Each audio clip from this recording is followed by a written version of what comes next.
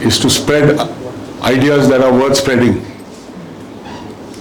Stories about sustainability, people, planet have been spread many, many times before. If you go onto the TED platform or you go onto YouTube, you will find this topic has been spoken about innumerable times. And yet, there is a need to speak about it more. And who should take the charge forward? This charge needs to be taken forward by the students, because they are going to live on this planet longer than people of my age. They have a greater vested interest in this project. This planet is still going to be there for them when people like us are not around anymore. So the topic for today is people-planet partnership, and less is more. Let me show you. These are the 17 goals. I think you're all familiar, so I won't go over them. See this picture at one of the toll crossings. See the picture above? I'm afraid it's not so clear, but below there are just so many vehicles, and above they're being funneled into a smaller number.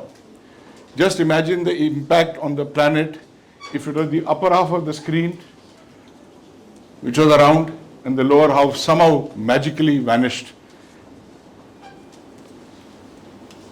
But the 5 pillars of the SDGs 2030, which we are all very familiar with in schools, have 2 more beyond people, planet and partnership. And both these are actually in conflict with the people and planet. And these are profits and peace. The chase for profits has been done for many, many years, to a large extent by people of my generation, without worrying about its impact on the planet. Today, people talk about ESG, sustainability and all on a rolling basis. For a long time, this was not being done. Then there is the issue of peace. This is one of the biggest illusions in the world. And what is supposedly driving for peace is to virtually kill the other person into silence. And I'll tell you the impact of how these two are having on the topic at hand. You may not be able to read this, so I'll do it for you. It says, if a monkey hoarded more bananas than it could eat, while most of the other monkeys starved, scientists would study that monkey to figure out what the heck was wrong with it. When humans do it, we put them on the cover of Forbes. So this is the core of the problem. It's not about the resources, it's not about availability, it's not about having too many people on the planet. It is about having the need for more. This shows the transmission line of electricity. This morning Edison was mentioned. Can any of you give me a quick guess in the audience as to when was the first transmission lines commissioned in the world? Any rough guess? How long back? Silence? Okay, it's just a little over 100 years ago. But in these 100 years, just imagine there's transmission lines all over the world in large quantities. And now everything runs on electricity. We spoke about AI and its dangers.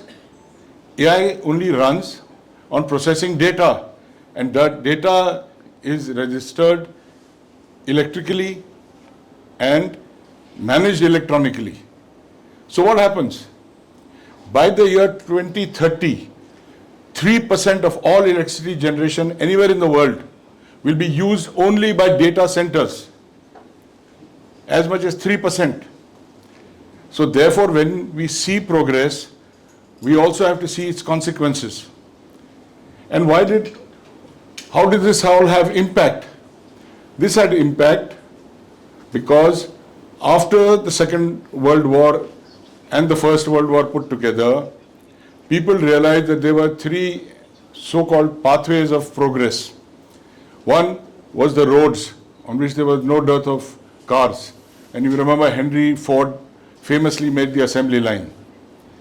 Then there were these transmission lines going. And the third was the railways. All these three are artificial constructs. They are not part of nature. They are not riverways. They are not waterways. They are not paths flying between hills and valleys. All artificially created without thinking of the consequences.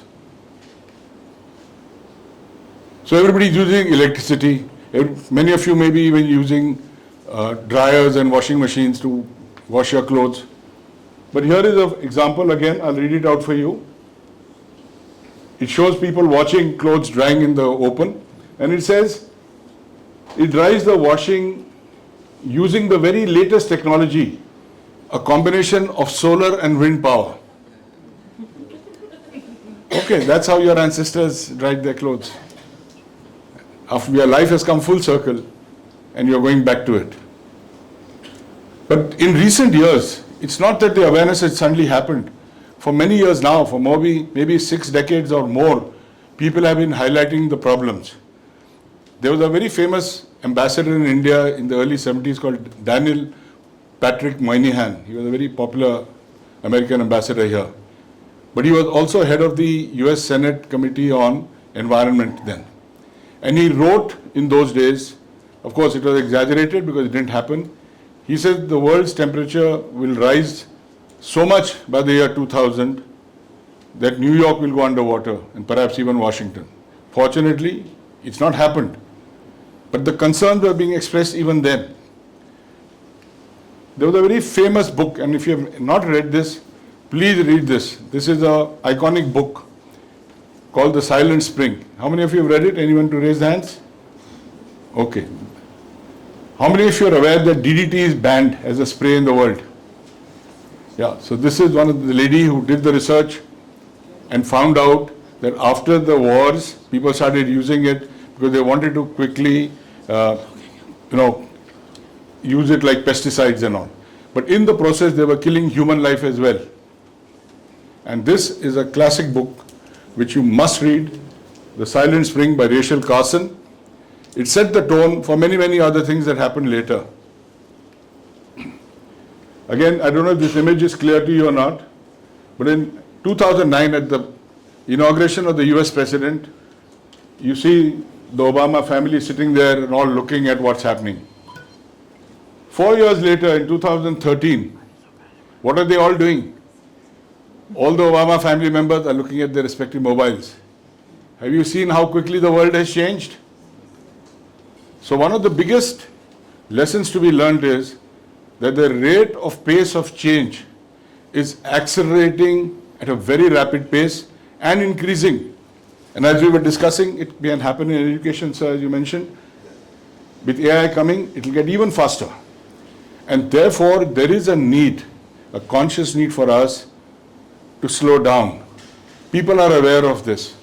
Even a country like China, at the UN General Assembly, President Xi Jinping announced in 2021 that they are revising their entire national policies.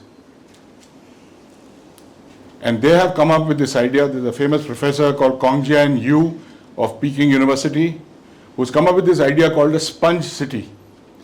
They said, look, if you build dams, sooner or later they'll be silting, they'll require a lot of dredging, and it'll never get worse. It's just getting worse year after year after year. So he's developed this concept and practiced it in places like Shanghai and others, where you create, he says the logic is very simple. With all our ancient people understood this wisdom. Firstly, keep the water where it is. If it's flowing, you slow it down, don't block it. And third, give it a place for it to sink into the ground.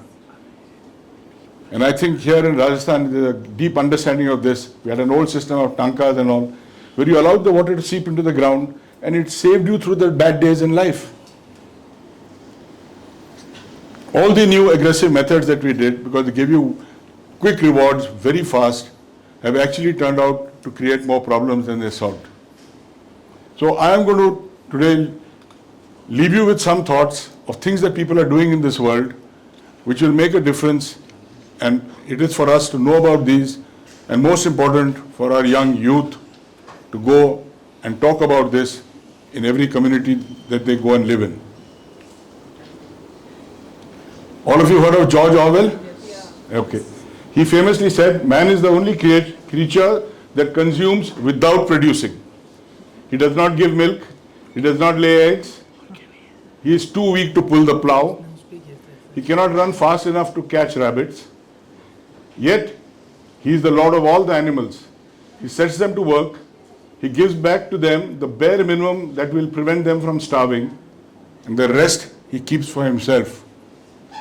So for the human being, more is actually less, whereas what we need is to differentiate between need and greed.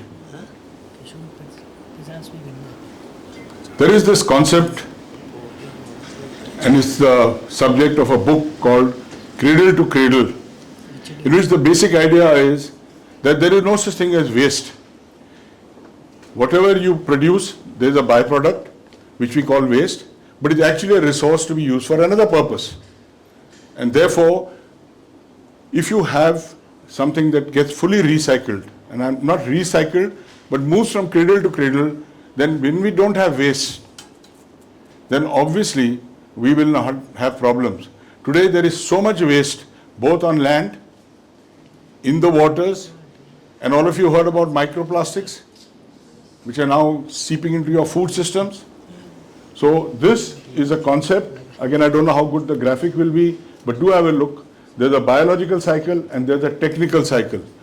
Both these cycles have to be run in such a way that you start with a resource and you finish with that resource.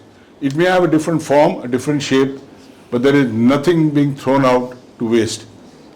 Because please remember, the life cycles of all materials that you are disposing of today are so long, especially electronic waste, that for many, many generations, you will never be able to restore balance on the planet. There is a famous Red Indian saying that please think 7 generations ahead. There used to be a saying amongst them that your skin should be so thick that it is still there 7 generations from now.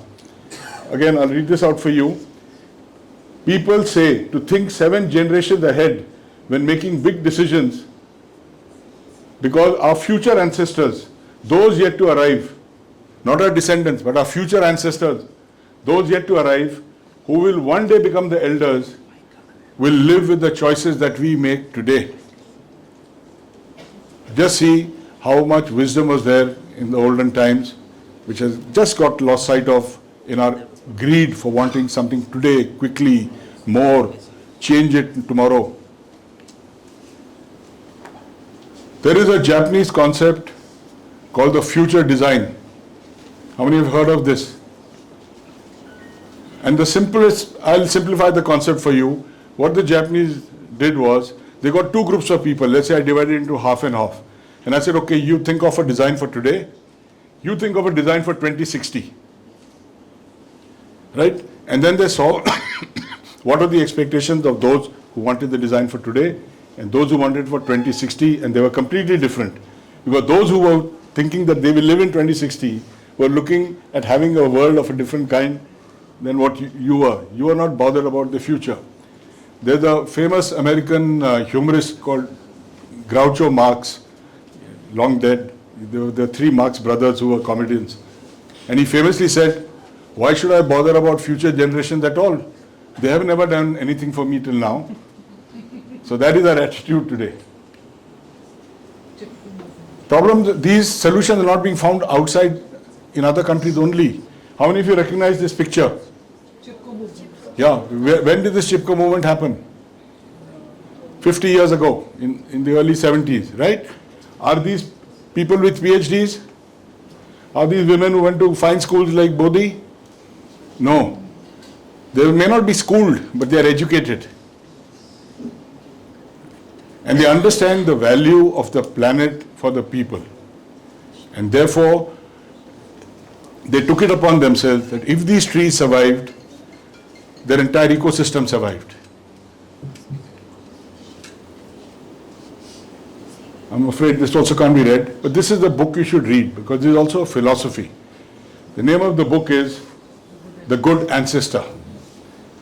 Our role in this world is to be good ancestors so that the generations coming tomorrow have a planet on which the people are partners and not exploiters.